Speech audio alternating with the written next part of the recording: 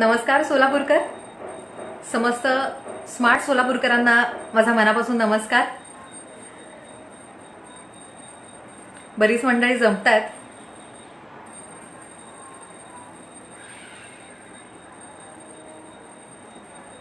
क्या बात आहे. सणोत्सवाचा दिवस आहे आणि तरीही बरीच मंडळी लाईव्ह आहेत ऐकण्यासाठी आपल्या स्मार्ट सोलापूरच्या या पेजवर.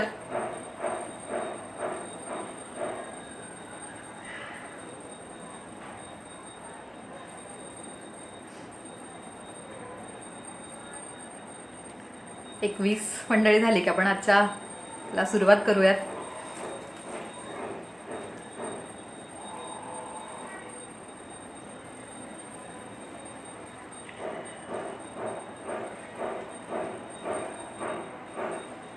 अरे वा, फार लवकर पटापट सगळी मंडळी जमा होतात.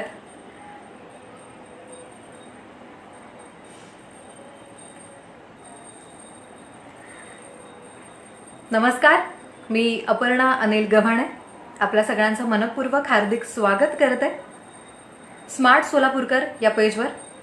प्रथमतः स्मार्ट सोलापूरकर या पेजचं आणि खास करून आपले जे सोलापूरचे इको फ्रेंडली क्लबचे आपले सर परशुराम कोकणे सर यांचे मी मनापासून धन्यवाद व्यक्त करते की अशा एक आगळ्या वेगळ्या उपक्रमामध्ये आपण मला सहभागी होण्याची संधी दिली. आपल्या सगळ्यांसोबत गप्पा मारण्याची संधी आज मला इथे उपलब्ध करून दिली. सरांबरोबर 2 ते 3 वर्ष झालं संपर्कात आहे आणि बऱ्याच माध्यमातून सरांची भेट होत असते. इको फ्रेंडलीच्या माध्यमातून कोकणे सर आणि त्यांची इतर सर्व इको फ्रेंडली क्लबची सगळी मंडळी आहेत, वेगवेगळे उपक्रम आपल्या सोलापूरमध्ये राबवत असतात. आणि सरांनी इतका छान पेज स्मार्ट सोलापूरकर असा एक पेज आपल्या सोलापूरकरांसाठी सुरू केला आहे आणि त्यावर हा एक आगळा वेगळा उपक्रम आपल्या सगळ्यांसाठी इथं सुरू केलेला आहे. तर जमलेल्या सर्व मित्रमंडळींचं, समस्त सोलापूरकरांचं पुनश्च एकदा स्वागत करते. गणेशोत्सव सर्वत्र सुरू आहे. प्रत्येकजण बाप्पाच्या सेवेमध्ये दंग आहे. पण त्याही वेळात वेळ काढून आज बरीच मंडळी इथे उपस्थित आहेत लाईव्ह सेशनमध्ये. तर खूप खूप धन्यवाद आपल्या सगळ्यांचे. सुरुवात करते नेहमी कार्यक्रमाला ज्याप्रमाणे सुरुवात करते, अगदी आजचीही सुरुवात तशीच वेगळ्या पद्धतीने करायची इच्छा आहे. आणि गणरायाचा उत्सव आहे तर गणरायाला नमन करूनच आजच्या या सेशनची सुरुवात करते. गणपती तू गुणपती तू, गणपती तू गुणपती तू, नमन चरणी ईश्वरा. मी अडाणी भगत म्हणून दया करी या लेकरा. तू तर ठेवा सकल कलांचा, तू तर ठेवा सकल कलांचा, सुगंध तू तर शब्द सुमनांचा. निराकार तू कलाकार मी, चूक भूल माझी सावराया. हे गणराया नमन करते तुझ्या चरणी या. गणपती बाप्पाला नमन करून आजच्या या आगळ्या वेगळ्या उपक्रमात सहभागी होते आणि आपल्या सगळ्यांचं पुनश्च एकदा मनपूर्वक हार्दिक स्वागत करते. गणरायाचा उत्सव सुरू आहे आणि इको फ्रेंडली जो क्लब आहे आणि कोकणे सर आपल्या या सोलापूरकरांसाठी नेहमी सांगतात की इको फ्रेंडली बाप्पा आपणही बसवा. अनेक मंडळी या माध्यमातून इको फ्रेंडली बाप्पा आपल्या घरी आणतात. काही कारणास्तव माझ्या घरी यावर्षी गौरी गणपती दोन्हीही नाही आहेत, दरवर्षी असतात. पण सरांमुळे आपल्या सगळ्यांना भेटता आलं आणि बाप्पाबद्दल कृतज्ञता इथे व्यक्त करता आली. तर खूप खूप धन्यवाद. सरांचा काही दिवसांपूर्वी फोन आला मला की छंद माझा वेगळा असा एक उपक्रम मी राबवतोय, तू पाहिला असशील आणि त्याच्यामध्ये तू सहभागी होशील का, असं सरांनी मला विचारलं. आणि मला 2 मिनिटाचा प्रश्न पडला, छंद माझा वेगळा, माझा वेगळा असा काय छंद आहे आणि मी काय करते की जे सगळ्यांपर्यंत मी सांगायला हवं आणि ते प्रत्येकाला आवडेल. तर मला थोडंसं 2 मिनिटं प्रश्न पडला की खरंच माझे काही असे वेगळे छंद आहेत का की सगळ्यांनी जाणून घ्यायला हवेत. तर या प्रश्नामुळे मलाही माझ्यातला वेगळा छंद कुठला आहे ते जाणून घेता आलं. आणि जेव्हा स्वतःमध्ये डोकावून पाहिलं तर असे भरपूर छंद मला आठवले की जे मी लहानपणापासून आतापर्यंत करते आणि एक छान त्याच्यातून आनंद मला मिळतोय. तर त्या सगळ्या माझ्या एक वेगळ्या छंदाबद्दल मी आपल्यासमोर बोलणारच आहे. पण आत्ता स्वतःची ओळख आपल्या सगळ्यांसमोर करून देते. बरीच मंडळी मला ओळखत असतीलही, कारण आपल्या लोकल न्यूज चॅनलच्या माध्यमातून आपल्यासमोर मी येत असते बातमीपत्र घेऊन. पण बरीच मंडळी नवीन असतील किंवा चॅनल पाहत नसतील, तर खास त्यांच्या सगळ्यांसाठी माझी एक छोटीशी ओळख आपल्या सगळ्यांसमोर मांडते. माझं नाव अपर्णा अनिल गव्हाणे, सोलापूरचीच आहे. इथं जन्म झाला, इथंच कार्यरत आहे. काही काळासाठी पुणे मुंबईला होते, पण आता सोलापूरमध्येच आहे. तर शालेय शिक्षण माझं आपल्या सोलापूरची जी मुलींची शाळा आहे, सुरा मुलींची सेवा सदन प्रशाला, इथं माझं शिक्षण झालं. लहान गट, मोठा गट, 1ली ते 10वी पर्यंत. आणि त्याच्यानंतर 10वी नंतर मी थोडी कलेची आवड असल्यामुळे आपला संगमेश्वर कॉलेजमध्ये, जे आप्पासाहेब काडादी चित्रकला महाविद्यालय आहे, तिथं फाउंडेशन डिप्लोमा माझा झाला. आणि अभ्यासाचा थोडासा कंटाळा असल्यामुळे मी कलेमध्ये जास्त मला रस होता. चित्रकला काढणं, खेळणं, डान्स करणं, गाणं, असं एक त्यावेळेसचं सगळं असल्यामुळे, कलेची आवड असल्यामुळे चित्रकला या क्षेत्राकडे वळले. आणि तिथून मग फाउंडेशन डिप्लोमा कंप्लीट केला. आणि त्यावेळेस नुकतंच नवीन एक क्षेत्र सुरू झालं होतं आणि त्याच्याबद्दल माहिती मिळाली होती की ते म्हणजे ॲनिमेशनचं. जो डिप्लोमा त्याच्यामध्ये केला मी, 3 वर्षाचा डिप्लोमा होता. त्यानंतर ॲनिमेशन फील्डमध्येच मी कामही केलं, कारण त्याचा बेस त्यावेळेस की चित्रकला असा होता. त्यामुळे मला असं वाटलं की मी जे क्षेत्र निवडलं आहे त्यासाठी ते उत्तम आहे. आणि म्हणून मग डिप्लोमासाठी ॲनिमेशनला ॲडमिशन घेतलं. ते करत असताना कुठेतरी जाणवलं की आपण शिक्षणही पूर्ण करणं गरजेचं आहे. फार नाही तर ॲटलिस्ट ग्रॅज्युएशन तरी करूयात 12वी करून. तर एक्सटर्नल 12वी 12चे एक्झाम दिले आणि मग BAला ॲडमिशन घेतलं. आणि BAचे 3 वर्ष पूर्णही झाले. आणि परत असं वाटलं की नाही, आपण आता MA ही करायला हरकत नाहीये, पदवी घ्यायला हरकत नाहीये. म्हणून मग MA ही केलं. तर BA माझं बुर्ला कॉलेज आहे कन्ना चौकात, तिथे झालं. आणि MA माझं वालचंद कला व शास्त्र महाविद्यालय इथे झालं. तिथं मी ॲडमिशन घेण्याचा उद्देश थोडा वेगळा होता. नाटकाची थोडी आवड निर्माण झाली होती आणि नाटकात काम करत होते. आणि यूथ फेस्टिवलबद्दल खूप ऐकलं होतं आणि वाटलं की ॲटलिस्ट 1 वर्ष तरी आपण यूथ फेस्टिवलमध्ये सहभाग घ्यायला हवा. कॉलेजचं लाईफ काय असतं ते एकदा तरी आपण जगून बघायला हवं. म्हणून मग मी वालचंद कॉलेजमध्ये ॲडमिशन घेतलं आणि यूथ फेस्टिवलमध्ये 1 वर्ष मी यूथ फेस्टिवलला 1च वर्ष केलं. 1 वर्ष केल्यानंतर मला असं वाटलं की नको, आता खूप झालं, छान अनुभव घेतला, पुढच्या वर्षी परत नको. सो 1च वर्ष मी आपलं वालचंद कॉलेजकडून यूथ फेस्टिवल केलं. त्यानंतर वेस्ट केलं मी गुजरातला आपल्या विद्यापीठाकडून, सोलापूर विद्यापीठाकडून मी गेले होते. आणि तिथे स्किटमध्ये मी होते, लघुनाटिका. आणि त्याच्यामध्ये आमचा 2रा का 3रा, माझा आत्ता लक्षात नाहीये, पण क्रमांक तिथे मिळाला होता, पटकावला होता आणि खूप आनंदी झालं होतं. आणि खूप छान, त्यासाठी इम्तियाज दादाचे मी मनापासून धन्यवाद व्यक्त करते. तर असं हे माझं शिक्षण झालं. म्हणजे अभ्यास कमी, पण इतर गोष्टींमध्ये आवड असल्यामुळे मी ते सगळं पूर्ण केलं. पण शिक्षणाचे जे महत्त्व आहे ते कुठेतरी आजूबाजूला बघून पटत होतं, म्हणून MA ही पूर्ण करता आलं. किंवा कदाचित मी लहान असल्यापासून मला विचार होता की 12वी झाल्यानंतर मी शिक्षण नाही करणार, पण शिक्षणाचं महत्त्व खूप असतं आपल्या आयुष्यात आणि म्हणून MA पर्यंत मी कंप्लीट करू शकले आणि केलं. तर असा माझा हा सगळा अभ्यासाचा, शिक्षणाचा माझा हा सगळा आहे. आणि त्यामध्ये आता तुम्ही जे मला अपर्णा गव्हाणेला ओळखता की एक नाट्यकलावंत म्हणून आहे, छोटीशी कलावंत आहे, फार मोठं अजून काहीही केलेलं नाहीये, धडपड करतेय. पण सध्या लॉकडाऊनचा काळ आहे आणि त्याच्यामुळे निवांत घरी आहे, फक्त बातमीपत्र तेवढं आपलं रोजचं सुरू असतं.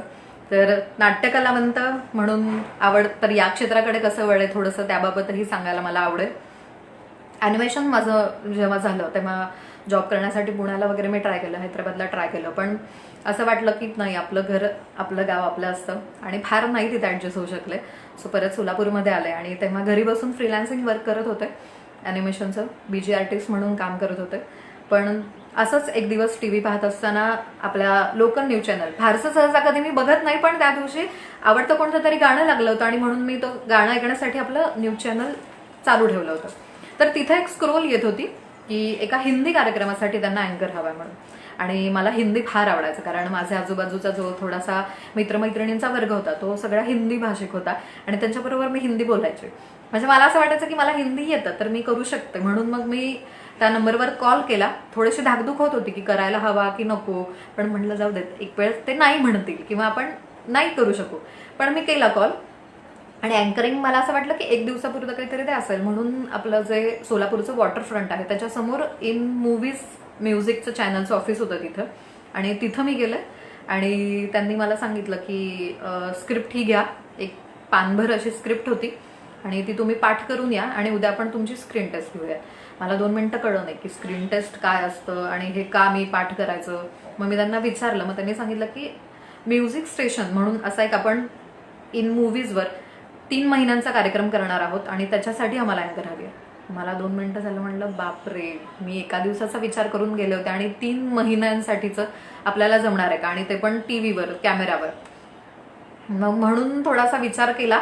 बरं ठीक आहे म्हणाले मी, आणि ते मी घेऊन आले कागद. मग म्हटलं वाचून तरी पाहूयात. मग त्यांनी जी स्क्रिप्ट दिली होती मी ती वाचली, हिंदीमध्ये होती, आवडली मला. म्हटलं ठीक आहे, जाऊन आपण बघूया, तरी झालं तर झालं, नाहीतर नाही म्हणते. म्हणून दुसऱ्या दिवशी गेले. आणि बरेच सोलापूरच्या मुलं तिथे आली होती त्या प्रोग्रामसाठी, आणि सगळ्यांनी ऑडिशन अशी दिली होती. आणि मग मी जेव्हा माझं ऑडिशन दिलं आणि त्यांनी मला बसायला सांगितलं झाल्यानंतर, आणि थोड्या वेळाने मला त्यांनी आतमध्ये बोलवलं आणि त्यांनी सांगितलं की 1 टेकमध्ये तुम्ही ओके केलंय आणि तुम्ही आमच्या या प्रोग्रामचं होस्ट तुम्ही करा, अँकर तुम्ही व्हा या प्रोग्रामचे. मला त्यावेळेस फार काहीही माहिती नव्हतं. मी सरांना सांगितलं की मला यातलं फार काही नॉलेज नाहीये, मी पहिल्यांदा जस्ट घरी बसून होते, म्हणून एक वाटलं की आपण बघावं म्हणून मी आले होते. हिंदी आहे माझं चांगलं, मी थोडंसं त्यांना सांगितलं. मग ते म्हणाले ठीक आहे, आपण काही हरकत नाही, आपण प्रयत्न करूयात आणि होईल चांगलं.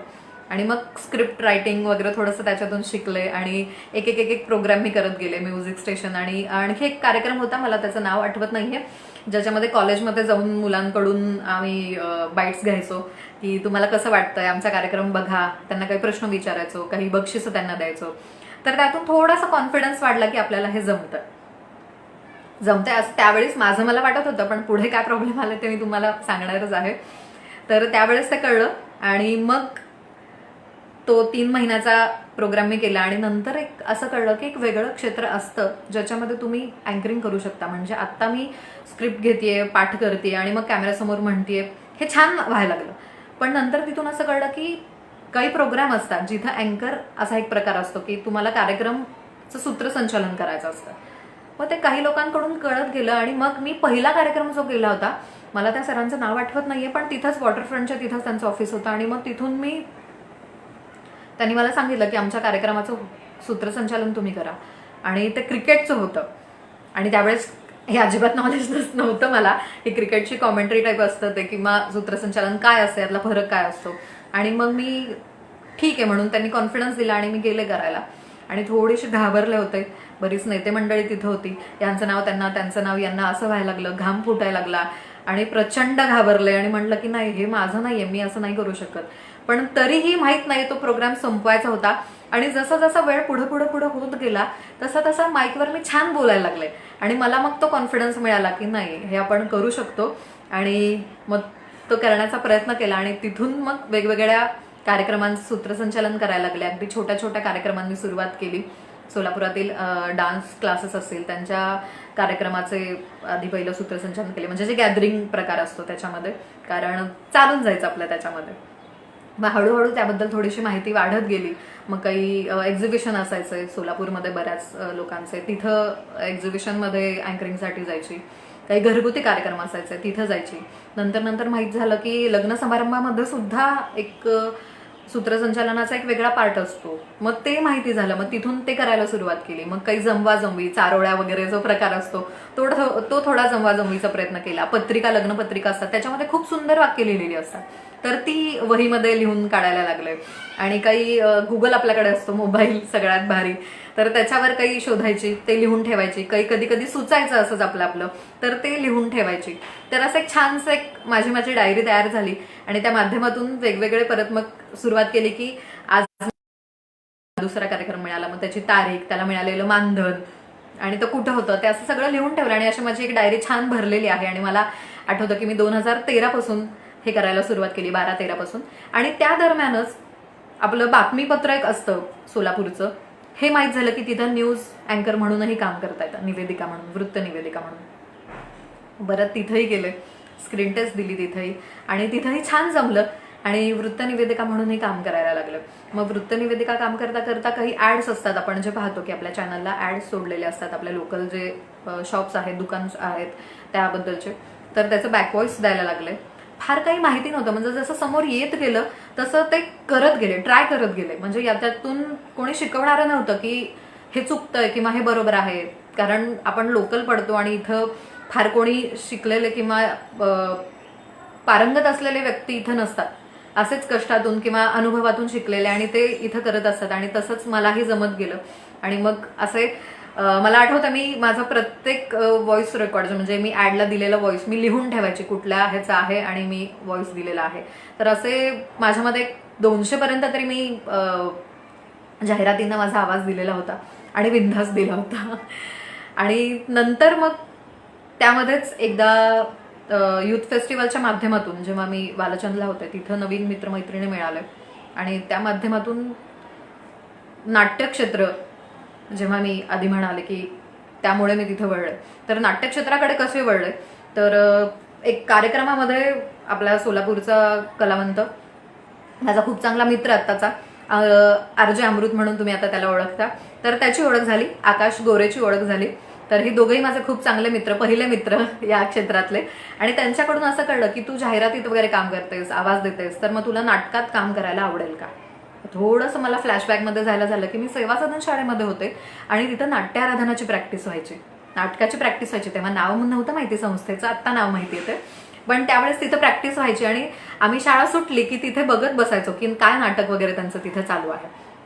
आणि मग जेव्हा आपल्याला वाटायचं की त्यावेळेस आपणही असं काहीतरी करावं, ऍक्टिंग करायला कोणाला नाही आवडत. आणि माझा एक 7वीत असताना नाट्य शिबिरही माझं झालं होतं हरीश इथापे सरांचं.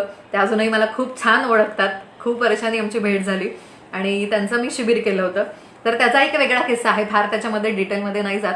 तर असं करून मग त्यांनी मला सांगितलं की अशी अशी आमची एक एकांकिका आहे आणि त्यासाठी आम्हाला मुलगी हवी आहे, तर मी तुला घेऊन जातो त्या सरांकडे, तू त्यांच्याशी बोल.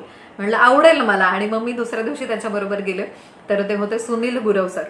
आणि मला त्यांना बघितल्यावर आठवलं की मी यांनाच आमच्या सेवा सदन शाळेमध्ये पाहिलं होतं जेव्हा ते स्टेजवर नाटक करायचे आणि बरीच मंडळी होती त्यातली. तर हा चेहरा मला चांगला लक्षात होता आणि मी सरांना म्हणाले की मग नाव कळलं. मग त्यांचा मुलगा माझ्याबरोबर ॲनिमेशनला होता, ती ओळख निघाली, थोडीशी बँकेतली बाबांची ओळख निघाली. आणि मला असं वाटलं की छान आहे. आणि तिथं खूप मुलं मुली होती जे आता खूप चांगले मित्रमैत्रिणी आहेत माझे. तर त्यांना बघितल्यानंतर मग मला असं वाटलं की आपण करूया.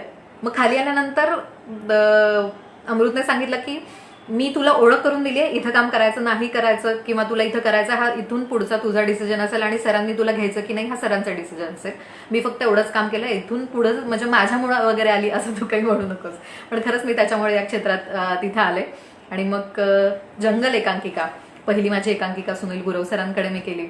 आणि तिथं मला सर नेहमी एक वाक्य म्हणतात की नाटकामुळे माणूस घडतो. आणि खरंच आहे ते की नाटकामुळे मी घडली गेले. कारण जी मी मराठी इतके वर्ष चॅनलला आवाज देत होते, सूत्रसंचालन करत होते आणि माझ्या भयंकर चुका त्यामध्ये होत्या, अजूनही होतात बऱ्याचदा. तर न आणि नचा खूप प्रॉब्लेम होता. आणि सरांकडे गेल्यावर ते कळलं, कारण सरांच्या घरी कायम इन न्यूज बघितलं जायचं आणि ॲड तिथल्या सर ऐकायचे. तर सर त्यावेळेस खूप ओरडायचं की काय मुलं मुली आहेत ही आणि असं कसं चुकीचं मराठी बोलतात आणि तुम्ही इतक्या हजारो लोकांसमोर इतकं चुकीचं मराठी कसं बोलू शकता. आणि सरांना जेव्हा कळलं की त्यातले काही आवाज माझेही आहेत, तेव्हा सरांनी मला बसवलं आणि सांगितलं की हे चुकतंय आणि याच्यावर तू अभ्यास करणं खूप गरजेचं आहे. मग सरांनी काही एक्सरसाइज दिले, काही बरीच त्यावेळेस चिडवणंही सुरू झालं होतं की खटकायचं, म्हणजे बोलता बोलता नच्या जागी न वापरलं किंवा नच्या जागी न वापरलं तर ओरडायचं. आणि तेव्हा खूप राग यायचा की सारखं का सतत मला असं बोललं जातं, ठीक आहे नाही येत मला, एवढं काय जमेल हळूहळू, लगेच कसं बदल एवढ्या वर्षापासूनचं. आणि मग त्या माध्यमातून आपली मराठी मातृभाषा ही ॲक्च्युली कशी आहे आणि आपण कशी बोलतो हे थोडंसं त्या क्षेत्रामध्ये गेल्यामुळे मला कळलं. आणि मग मराठी सुधारायला सुरुवात झाली. वेळ खूप लागला, त्रासही खूप झाला, कारण रडायला यायचं. दाखवलं की आपल्याला कोणाला आवडतं, हो की नाही. तसं थोडंसं मलाही झालं, पण नंतर नंतर कळत गेलं की ते आपल्या चांगल्यासाठी आहे. अजूनही थोडासा प्रयत्न करते, आताही आधीमध्ये थोडासा होतो गोंधळ, पण प्रयत्न करते, शिकते अजून आणि अजून शिकायची खूप इच्छा आहे. तर असा सुनील गुरव सरांकडून मी त्यांचे खरंच मनापासून धन्यवाद व्यक्त करते. समोर बसून असं सरांना धन्यवाद व्यक्त करता नाही आलं, आम्ही म्हणतो थँक्यू सरांना फुलं वगैरे घेऊन, पण आजच्या या माध्यमातून गुरव सरांना मनापासून धन्यवाद व्यक्त करते की एक वेगळं क्षेत्र आपल्या सरांमुळे मला मिळालं. आणि माझं जे क्षेत्र आहे अँकरिंगचं, निवेदनाचं, वृत्त निवेदिका म्हणून मी काम करते, तर तिथे चांगलं बोलण्याची संधी म्हणजे एक वळण जे असतं ते मला सरांमुळे लागलं.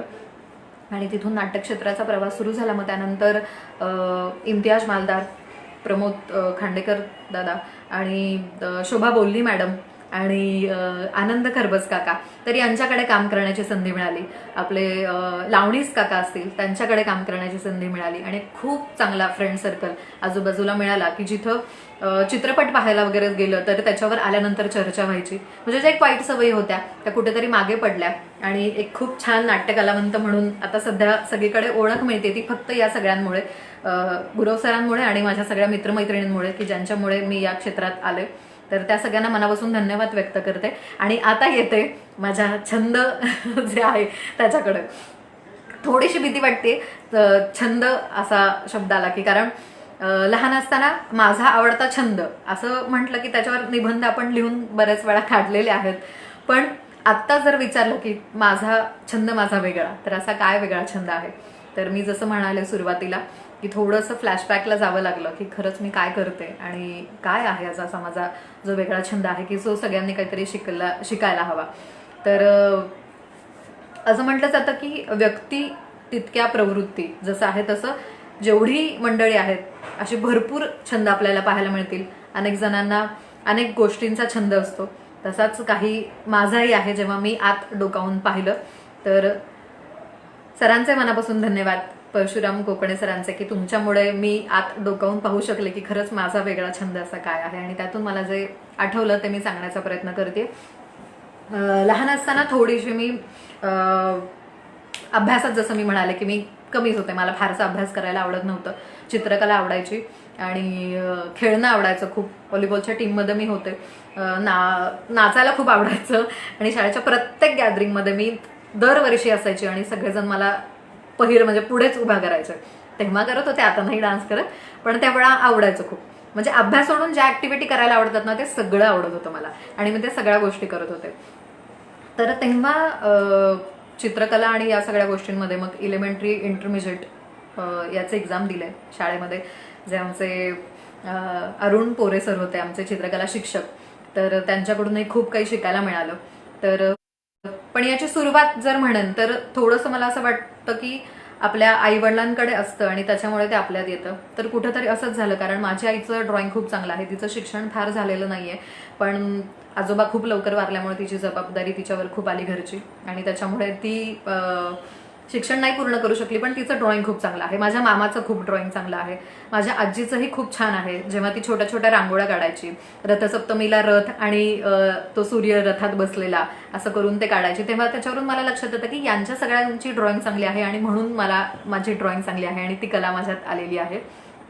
तर आजी लहान असताना मला पाटीवर रांगोळ्या शिकवायची, ठिपक्याच्या ज्या रांगोळ्या असतात त्या शिकवायची आणि तिथून माझी आवड निर्माण झाली. आणि मग शाळेमध्ये चित्रकलामध्ये बऱ्याच वेळा खूप बक्षिसं मिळालेली आहेत मला चित्रकलेमध्ये. आणि आता माझ्याकडे म्हणजे सर्टिफिकेट भरपूर आहेत शाळेच्या टायमिंगची सगळी.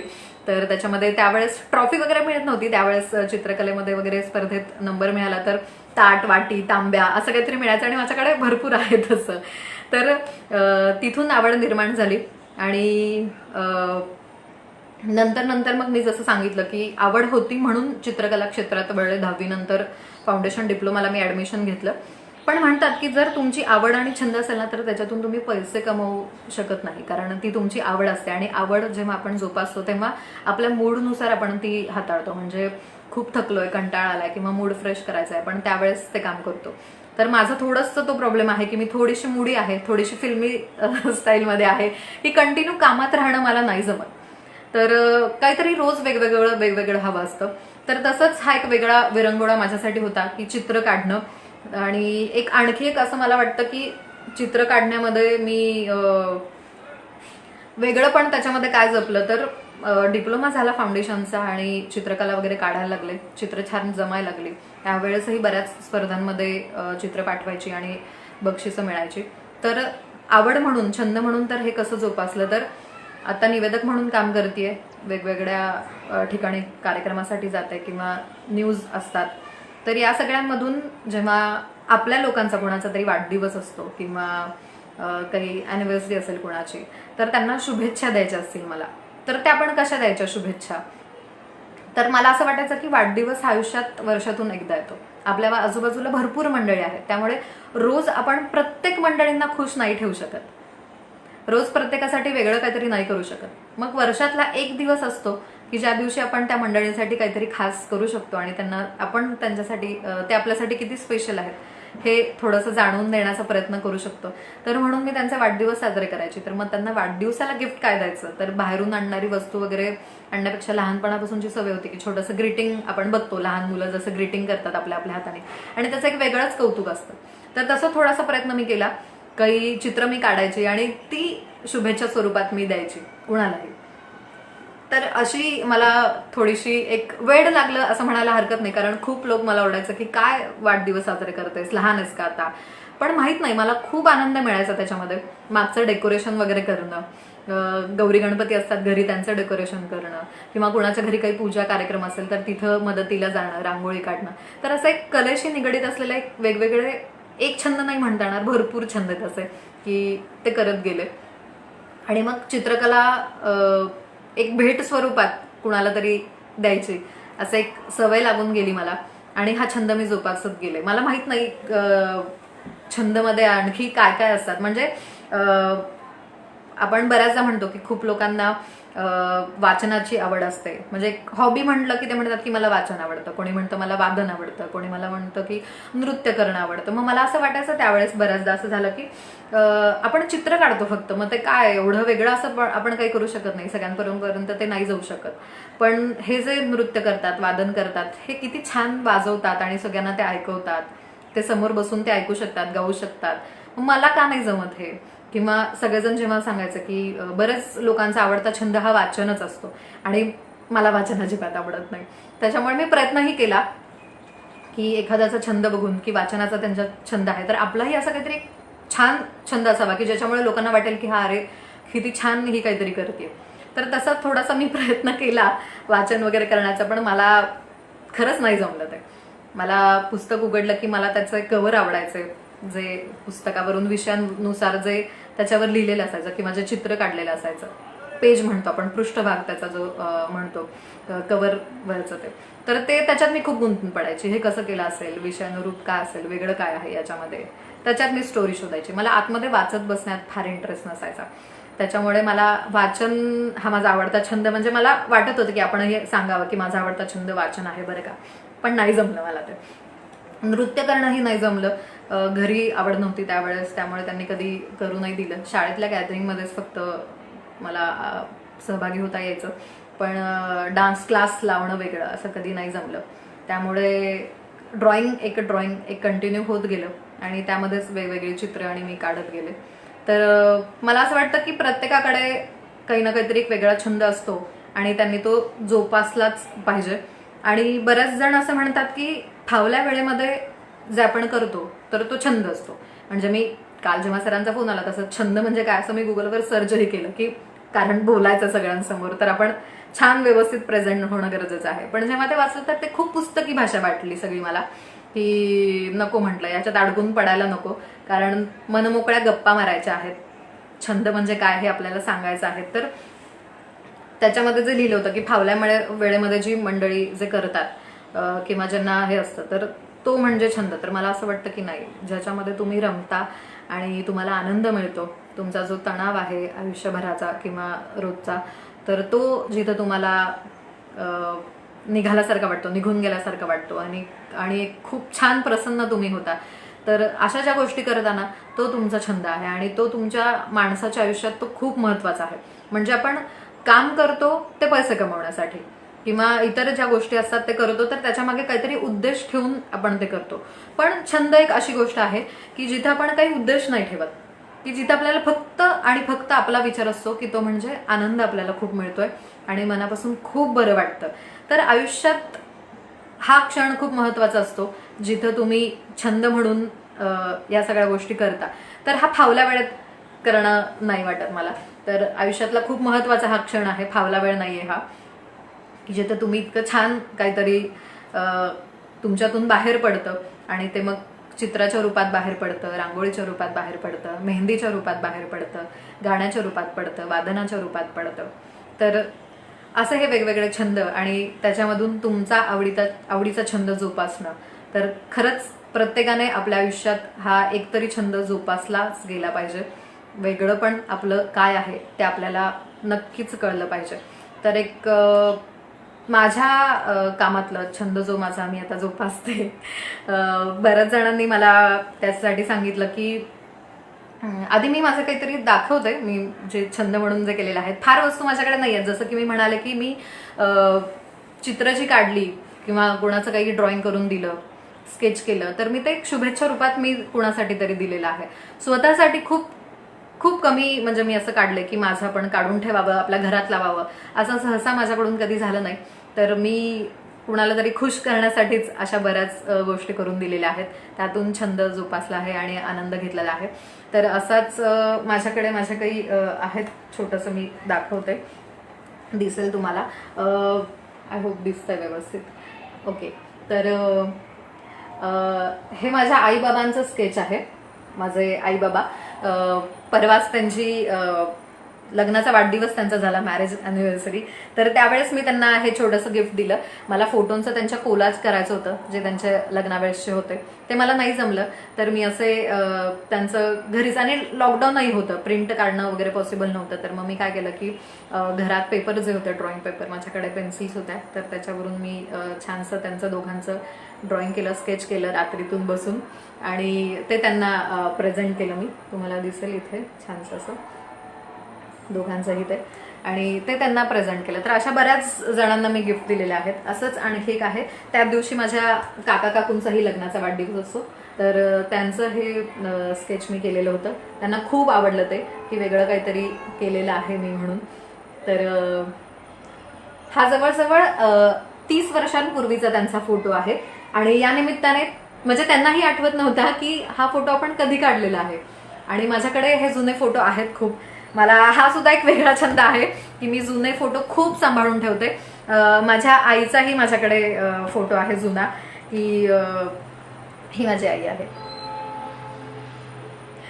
म्हणजे सहसा आपल्या बालपणीचे फोटो आपल्याकडे असतील नसतील, पण माझ्याकडे खूप जुने फोटो आहेत, बाबांचे, आईचे, त्यांच्या लग्नाचे. अगदी ते खूप धुरकट झालेत, पण आठवणी त्या ताज्या आहेत त्यांच्याकडच्या, तर मी त्या साठवून ठेवल्यात.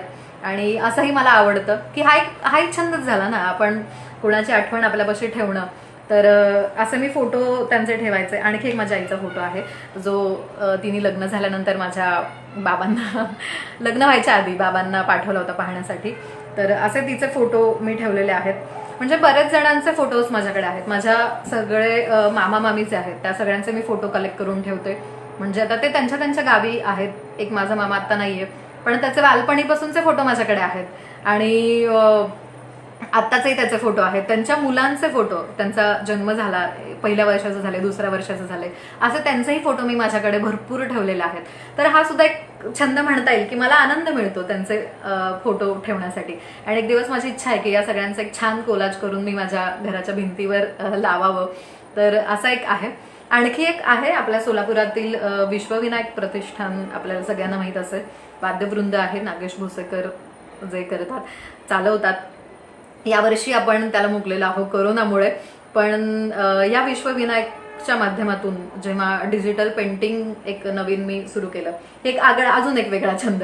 ड्रॉइंग पेन्सिलनी मी करायचीच, पण फाउंडेशन डिप्लोमा झाल्यानंतर जेव्हा ॲनिमेशन मी केलं, त्या ॲनिमेशन क्षेत्रामध्ये आम्हाला फोटोशॉप जे शिकवलं गेलं होतं, तर फोटोशॉपमध्ये मी काहीही करायचे.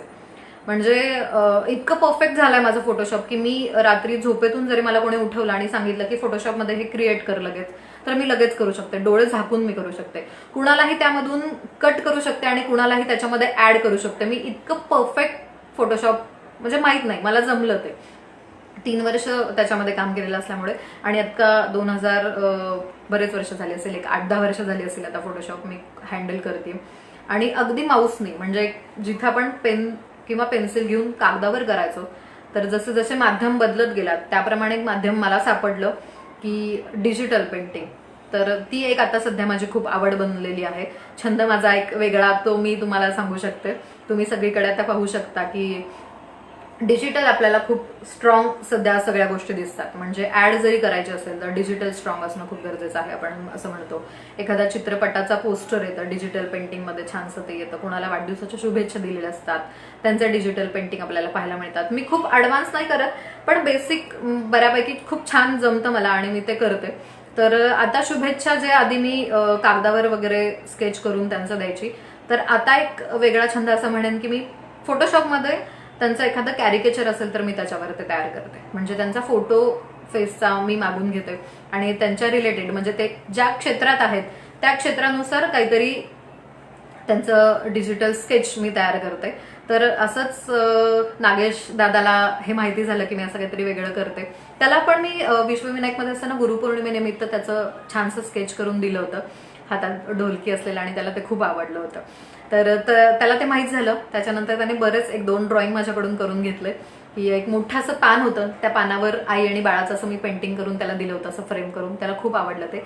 आणि त्याने मला सांगितलं की मग माझ्या आपल्या या वाद्यवृंदासाठी गणपती आपल्याला हवा आहे, की जो कुठली तरी मूर्ती नको आहे आपल्याला, एक ॲब्स्ट्रॅक्ट असावा किंवा एक छान स्वरूप असावं, त्याचं वेगळे पण काहीतरी त्याचं असावं. तर असं म्हणून मला त्याने सांगितलं आणि त्याला वर्ष गेला मला ते तयार करायला, पण त्याला ते आवडलं. आणि आज आपण तुम्ही पाहत असाल तर विश्वविनायक वाद्यवृंद, जिथं जिथं वाद्यवृंद केलं जातं आपल्या सोलापूरच्या अनेक प्रतिष्ठित मंडळांसाठी वाद्यवृंद होतं, ढोलताशा वाजवला जातो आणि एक वेगळाच आनंद तो असतो. त्याच्यामध्येही मी 1 वर्ष केलेलं आहे. तर जेव्हा मग ते वाद्यवृंद म्हणजे तिथे सराव किंवा ते वाजवून झाल्यानंतर तिथे त्या मंडळाला एक छोटीशी आठवण विश्वविनायकची म्हणून देण्यासाठी गणपती बाप्पा दिला जातो. तर तो मी साकारलेला आहे डिजिटलच्या माध्यमातून. तिथे तुम्ही पाहत असाल एक छानसा असा हा बाप्पा मी आपल्या याच्यावर फोटोशॉपमध्ये हा केलेला आहे डिजिटल पेंटिंग. आधी याचं स्केच केलं आणि मग ते फोटोशॉपमध्ये ओपन करून मग छान ते पेंटिंग केलं त्याच्यावर, आणि असं हे विश्वविनायकचं हे असलेलं असं एक पेंटिंग करून दिलेलं आहे. तर मला आवर्जून इथं सांगायला आवडेल की मला माहीत नव्हतं हे करताना की हे कुणाकुणापर्यंत पोहोचणार आहे. मी जस्ट एक दादाने सांगितलं आणि म्हणून मी करून दिलं. पण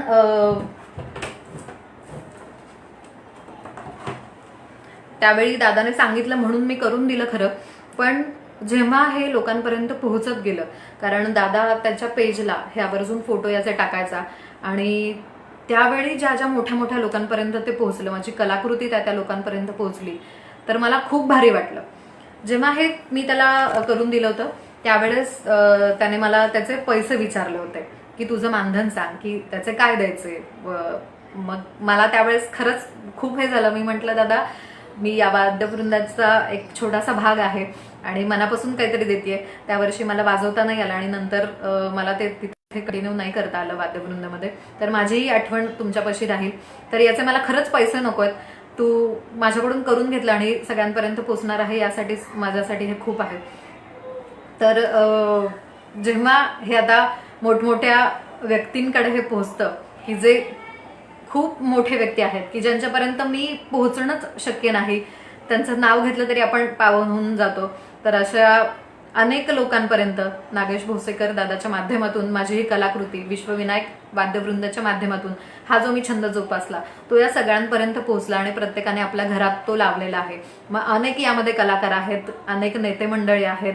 तर अशा सगळ्यांपर्यंत विश्वविनायकच्या माध्यमातून माझी कलाकृती पोहोचली. त्यासाठीच मी आजच्या या माध्यमातूनही मनापासून धन्यवाद व्यक्त करते. की म्हणजे बघा ना, की एक छंद, एक आवड म्हणून मी ते केलं आणि माझी ही कलाकृती एवढ्या सगळ्यांपर्यंत पोहोचली. म्हणजे एक वेगळा आनंद आपल्याला आपला छंद देऊन जातो, हेच मला यामध्ये सांगायचं आहे.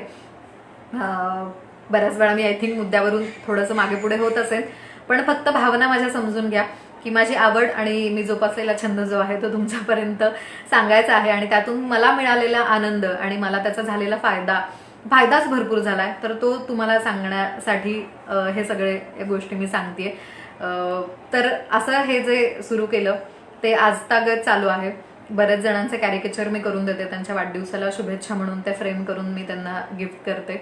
तर बरेच माझे मित्रमंडळी आहेत जे म्हणतात की अगं तू प्रोफेशनल सुरू कर, कारण आत्ता तुम्ही पाहत असाल तर ऑनलाईन आपल्याला बऱ्याच ठिकाणी पाहायला मिळतं, ॲड असतात की डिजिटल पेंटिंग तुमच्या जवळच्या लोकांसाठी जर तुम्हाला काही गिफ्ट द्यायचं असेल तर तुम्ही त्यांचा फोटो पाठवा आणि आम्ही त्यांचं छानसं डिजिटल पेंटिंग किंवा कॅरिकेचर करून तुम्हाला ते पाठवून देऊ. तर त्याचे एक नॉमिनल चार्जेस असतात, 2000-3000 असे हे.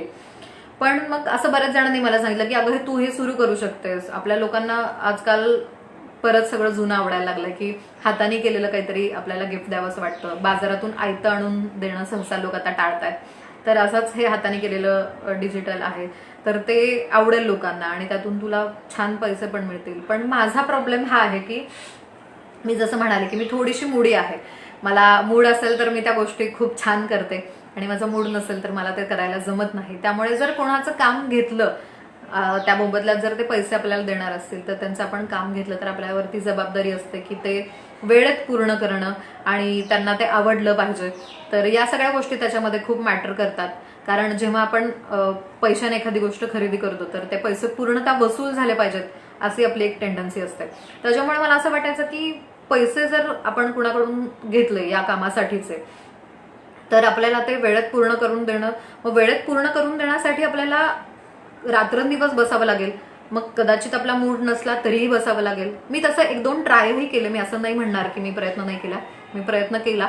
पण मला असं वाटलं की नाही, म्हणजे आपल्याला त्याच्यामध्ये मग काय होतं की एक मशिनरी काम कसं असतं ते तसं होत गेलं. त्याच्यामध्ये मला माझं मन गुंतय असं मला नाही जाणवलं त्याच्यामध्ये.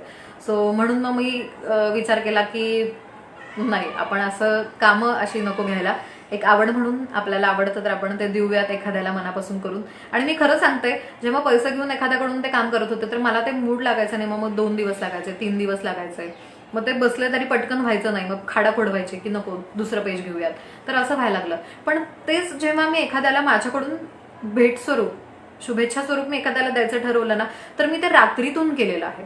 अगदी एका बैठकीत 1-2-3 तासात मी ते कम्प्लीट केलेले आहेत आणि ते फ्रेम करून मी दिलेले आहेत. मग त्याच्यामध्ये अतुल पेठे सर असतील, नाट्यकलावंत आहेत, खूप चांगले दिग्दर्शक आहेत, तर त्यांचंही मी त्यांना स्केच करून दिलं होतं आणि तेही खूप खुश झाले होते. ते तर मला म्हणाले की अगं तू काय करतेस सोलापुरात, चल मी तुला उचलून घेऊन जातो बघ म्हणले पुण्याला, तू तिथं कर, तुला खूप स्कोप आहे या गोष्टीमध्ये. पण माहित नाही, मला असं वाटलं की नाही, हे माझी आवड आहे आणि मी ती आवड म्हणूनच जपेन. बघा ना, कारण मी पैशाने जर हे काम करत राहिले तर शक्यतो माझं कोणी कौतुक करणार नाही. पैसे घेतले, ती वस्तू त्यांना मिळाली, छान झालं म्हणतील आणि ते सोडून देतील. पण एखाद्याला मी ते दिलं आणि वाढदिवसा दिवशी शुभेच्छा म्हणून दिलं किंवा काहीतरी स्पेशल ओकेजन असेल म्हणून ते दिलं तर त्यांना ते खूप आवडेल आणि कायम त्यांच्या ते स्मरणात राहील आणि ते कायम कौतुक करत राहतील. आणि असं खरंच खूप कौतुक मला या माध्यमातून मिळालंय की त्यामुळे मला खूप छान वाटतं की माझा हा छंद जो वेगळा आहे तो मला खूप काही देऊन जातोय.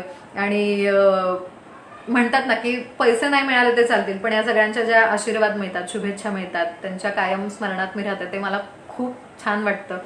तर अशा अनेक लोकांपर्यंत माझ्या या कलाकृती आहेत. बाबासाहेब पुरंदरे यांच्यापर्यंत विश्वविनायकच्या माध्यमातून, नागीदादाच्या माध्यमातून ते गेलेलं आहे, त्यांच्यापर्यंत ते पोहोचलेलं आहे. आणि त्यांचा मला खरं किस्सा इथे सांगायला आवडेल की जेव्हा दादा पुण्यामध्ये होता आणि दादा त्यांना भेटायला गेला तर त्यावेळेस त्यांना भेट स्वरूपात दादाने हे जेव्हा दिलं तर त्यांनी विचारलं की हे कोणी केलं.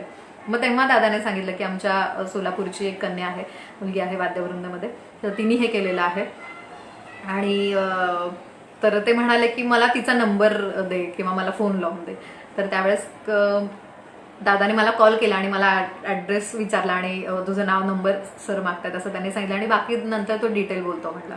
आणि जेव्हा दादाने मला सांगितलं मला इतका आनंद झाला की जिथं महाराष्ट्राचं दैवत आपण त्यांना मानतो आणि अशा व्यक्तिमत्वाकडे माझी ही कलाकृती आहे आणि त्यांच्या घरामध्ये त्यांनी ते ठेवलेलं आहे असा त्यांनी फोटोही मला पाठवला दादाने. तर मला ते खूप भारी वाटलं आणि मी दादाला त्यावेळेस म्हणाले की बघ, मी बरं झालं ना तुझ्याकडून पैसे घेतले नाहीत.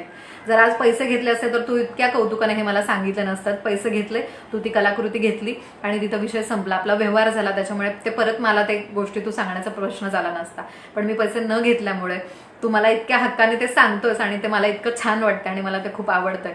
तर अशा अनेक कलाकारांकडे ही माझी कलाकृती पोहोचतीये आणि मला खूप बरं वाटतं की वेगवेगळ्या जेव्हा आठवणींमध्ये लोक असतात आणि ही आठवण माझी त्यांच्यापाशी असते. तर असाच प्रयत्न मी अजूनही करते. आता बऱ्याच वेळा लॉकडाऊनमध्ये जेव्हा वेळ मिळाला तेव्हा प्रयत्न केला. काही जणांना मी करून दिले डिजिटल स्केच, मोबाईलवर करून पाठवले त्यांना ते प्रिंट त्यांनी करून घेतली किंवा डिजिटल त्यांनी ते पोस्ट केले. तर असा एक जो माझा वेगळा छंद होता आपल्या सगळ्यांसमोर मी सांगितला. चित्रकला आवडत गेली, चित्रकलामधून हे सगळं करत गेले, तिथून डिजिटल पेंटिंग एक वेगळा छंद लागला आणि ते करत गेले. आणखी एक मी म्हणेन छंद एक वेगळा, भरपूर छंद आहेत मला. सरांमुळे कळलं की इतकं काही काही मी करते. छंदच म्हणता येईल कारण मला याच्यातून आनंद मिळतो. तर आणखी एक महत्त्वाचा छंद माझ्यासाठी तरी मी म्हणेन तो म्हणजे टीव्ही पाहण्याचा. मला प्रचंड टीव्ही पाहायला आवडतं. म्हणजे माझा थोडासा असा विचार आहे, आळशी एक असल्यामुळे आणि वाचनाची आवड कमी असल्यामुळे, की एखादी गोष्ट वाचून त्याचा आनंद घेण्यापेक्षा जर आपल्याला ती छान चित्ररूपात समोर दिसतीये आणि ऐकू येतेय, पाहायला मिळतेय, वेगवेगळ्या ठिकाणी त्याचे साऊंड दिलेले आहेत, तर मला खूप अप्रूप आहे या गोष्टींचं. त्याच्यामुळे मी खूप टीव्ही पाहते. म्हणजे एखादा दिवस जर घरात कोणी नसेल तर छान आवडीचं काही भाजी भाकरी जरी असले, लोणचं असलं तरी ते खूप माझ्यासाठी खुश होते. आणि टीव्ही दिवसभर चालू असतो. म्हणजे मी दिवस रात्र टीव्ही 24 तास पाहू शकते, इतकं मला टीव्ही पाहायला खूप आवडतं. म्हणजे मला खूप अप्रूप वाटतं की एवढ्या छोट्याशा स्क्रीनवर इतक्या छान छान स्टोरी तुम्हाला इथं पाहायला मिळतात, ऐकायला मिळतात, तुम्ही त्याच्यामध्ये इन्व्हॉल्व्ह होता आणि एक वेगळ्या जगात ते तुम्हाला घेऊन जातं. तर खूप आवडतं मला. सिनेमे पाहायला खूप आवडतात. मी बऱ्याच म्हणजे आठवड्याचा एक कार्यक्रम असतो की आता सध्या बंद आहे लॉकडाऊनमुळे, पण शनिवार रविवार किंवा नवीन कुठला मूवी आला तर पिक्चर बघायला जायचं. शाहरुख खानचे पिक्चर आवर्जून पाहते. पण नाट्यक्षेत्रात आल्यापासून जो आजूबाजूचा सवंगडी सगळा जो मिळाला, मित्रमैत्रिणींचा ग्रुप मिळाला, तर आर्ट फिल्म ज्या असतात तो एक पाहण्याचा एक वेगळा आनंद मिळाला की त्याच्यामधून काहीतरी शिकायला मिळतं, एक वेगळा व्ह्यू मिळाला नाटकामुळे. आणि तोही एक छंद आता सध्या जोपासतेय. थिएटरला जाऊन पिक्चर पाहायला मिळत नसतील, पण मोबाईलवर आपल्याकडे खूप खरंच स्मार्टफोन आपल्याकडे जो आता खरं म्हणतो तो खरंच स्मार्ट आहे, त्याच्यावर घर बसल्या आपल्याला इतक्या छान छान कलाकृती पाहायला मिळतात. तर या सुद्धा मी मोबाईलवर पाहते आणि मला खूप भारी वाटतं, खूप छान वाटतं की आपण असं काहीतरी करतोय आणि ते पाहतोय. किती छान ते कलाकृती आपल्यासमोर सादर करतात आणि आपल्याला घर बसायला ते पाहायला मिळतं. तर हा एक माझा छंद आहे. ऍड पाहायलाही मला खूप आवडतात. म्हणजे जे सहसा आपण काय करतो की एखाद्या चॅनलवर ऍड लागलं की आपण पटकन रिमोट घेतो आणि दुसरं चॅनल लावतो, पण मला माहित नाही, मला ऍडही खूप आवडतात बघायला. काहीतरी नवीन आणि वेगळं पण असतं त्याच्यामध्ये. त्यांची ती वस्तू आहे, त्यांना ती विकायची आहे आणि आपल्याला ती समोरच्या प्रेक्षकांना ती ग्राहकांना ती पटवून द्यायची.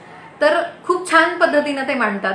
सो मला तेही खूप आवडतं. तर मी बघते जाहिराती आणि मोबाईलवर बऱ्याच अशा जाहिराती आजकाल येतात, पाहायला मिळतात. वेगवेगळ्या असल्या की कोणीतरी पटकन शेअर करतो की एक आगळी वेगळी जाहिरात आहे, बघा नक्की. तर मी त्याही पाहते, मला आवडतं बघायला. तर कुठेतरी मी म्हणते की ठीक आहे, वाचन मी म्हणजे मान्य करते की वाचायला हवं, पण तरीही मला असं म्हणायला खूप छान वाटतं की मला वाचनापेक्षा टीव्हीवर पाहणं, मोबाईलवर पाहणं खूप आवडतं आणि मी ते आवडीने पाहते आणि मला कधीच कंटाळा येत नाही या गोष्टींचा. सो आनंद मिळतो ना, मग काय हरकत आहे करायला, मला असं वाटतं आणि मग मी ते करत राहते. तर घरात यावेळेस म्हणजे बऱ्याच वेळा ओरडतातही की सतत टीव्ही का पाहत असते, पण छान वाटतं. तर बघत राहते. आणि आजकाल एक विषय मला असं सांगावंसं वाटतो की जेव्हा घरी मी मामाकडे राहते माझ्या, तर घरात 4 मुलं आहेत आमच्या, चिल्ली पिल्ली. तर त्यांच्यावरून मला थोडंसं लक्षात येतं की एक आई वडिलांचं की हॉबी क्लासेस लावणं, एक छंद वर्ग लावणं. जसं मी लहान असताना आमच्या सेवा सदन शाळेमध्ये छंद वर्गाचे क्लासेस असायचे, भरपूर छंद वर्ग होते, 100 तरी असतील. मेहंदी, रांगोळी, पेंटिंग, स्केचिंग, स्केटिंग, तर असे भरपूर, कागदाची फुलं तयार करणं, काहीतरी पदार्थ तयार करणं, जे वेगवेगळे छंद असतात. आता त्याचं थोडंसं छंद वर्गाचं हॉबी क्लासेस झालेलं आहे.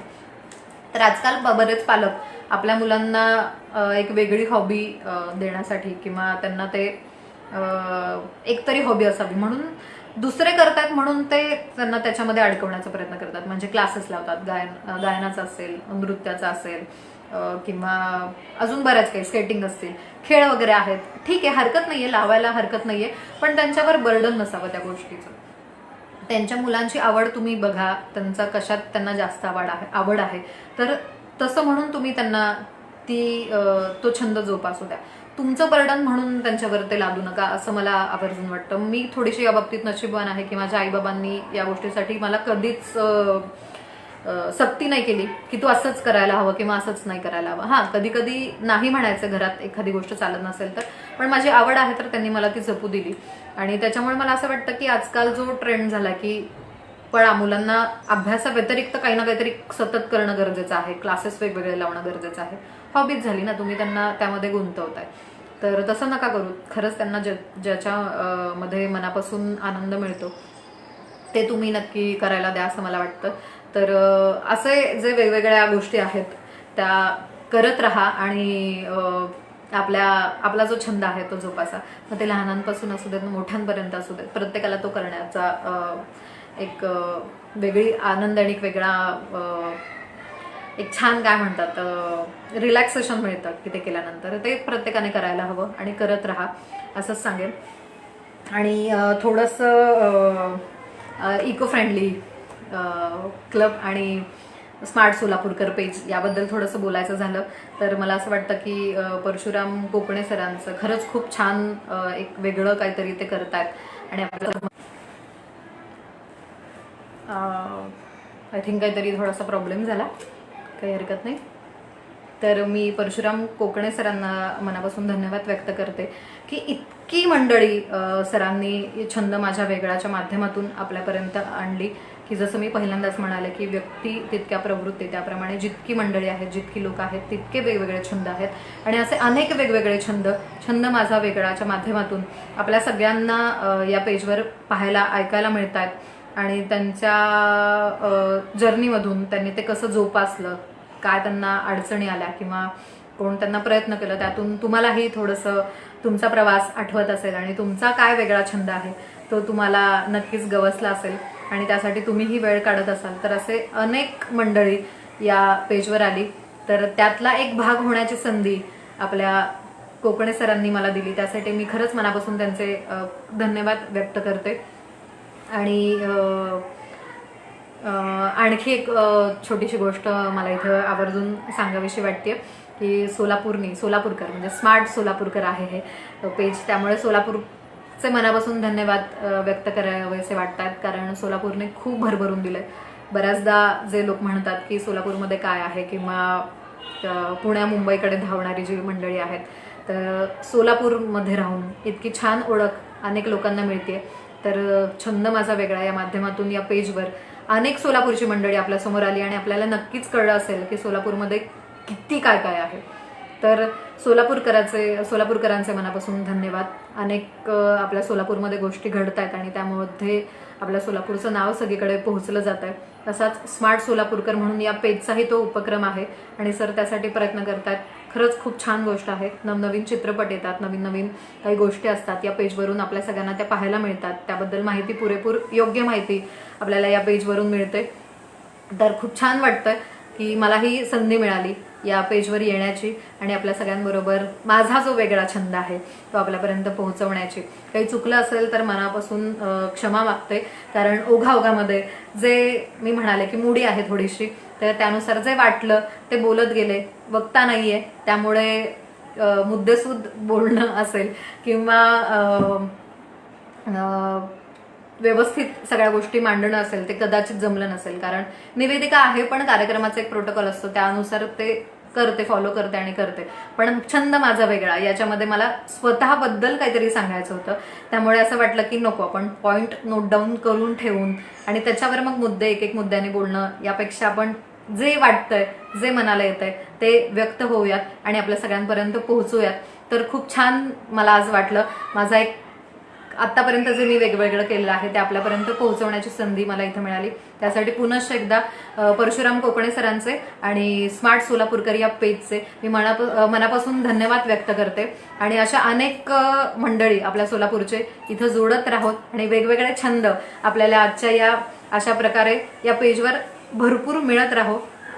आणि ही अशीच जी यात्रा आहे छंद माझा वेगळाची, ती अशीच चालत राहो. सोलापुरात अनेक अजून भरपूर मंडळी आहेत आणि त्या सगळ्यांचे आपल्याला इथे त्यांचे अनुभव पाहायला मिळणार आहेत. तर सोलापूरकरांना मी इथे आवाहन करते की नक्की आपल्या स्मार्ट सोलापूरकर या पेजला आपण लाईक करा आणि अशा अनेक गोष्टी तुम्ही इथं पहा, शिका. कदाचित तुम्हालाही तुमचा काहीतरी वेगळा जो छंद असेल तो याच्यामधून गवसेल आणि तुम्हीही असं मनमुराद एक दिवस याच पेजवर इथे याल आणि लाईव्ह असं माझ्यासारखं तुम्हीही बोलाल. तर पुनश्च एकदा सगळ्यांचे मनपूर्वक धन्यवाद. या प्रवासामध्ये आतापर्यंत ज्या सगळ्यांनी मला साथ दिली त्या सगळ्यांचाही मी मनापासून धन्यवाद व्यक्त करते आणि आपल्या सगळ्यांची रजा घेते. गणरायाचं आगमन सगळीकडे झालेलं आहे. आज गौरी गणपती सगळ्यांच्या घरी बसतायत. गौरीचाही सण सुरू झालाय. तर आपल्या सगळ्यांना या उत्सवाच्या शुभेच्छा देते आणि गणरायाकडे एकच मागणं इथे मागू इच्छिते की जे संकट आहे कोरोनाचं हळूहळू ते दूर होतंय तर ते लवकरात लवकर दूर होऊ देत आणि सर्वत्र जे आधी पूर्ववत होतं तसंच होऊ देत. जो गणेश उत्सव आम्ही रोडवर उतरून आणि ढोल ताशा वाजवत जो करत होतो तोच पुन्हा पुढच्या वर्षी करायला मिळू देत. पुन्हा सगळी मंडळी हसरे सगळे चेहरे आम्हाला रस्त्यावर पाहायला मिळू देत. ते जे मास्क आहेत ते लवकर चेहऱ्यावरचे जाऊ देत आणि आरोग्य धनसंपदा सगळ्यांना लाभू देत. समस्त सोलापूरकरांना माझा मनापासून धन्यवाद आणि खास करून स्मार्ट सोलापूरकर पेजचे मी मनापासून धन्यवाद व्यक्त करते. खूप खूप धन्यवाद.